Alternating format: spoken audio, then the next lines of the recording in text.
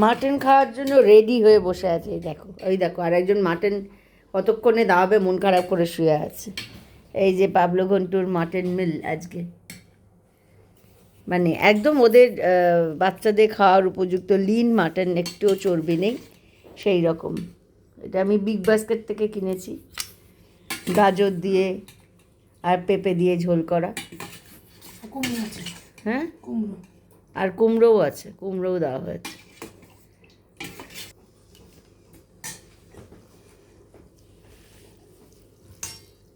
কি মজা, কি মজা! এটা একটা হাড়ের মধ্যে যে ব্রতটা থাকে, এই হ্যাঁ,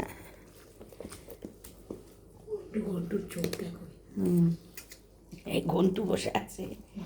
হ্যাঁ, আর এটা হলো মাটন লিভার, মেটে। ওই বাবা, ইয়ামি ইয়ামি খাচ্ছে।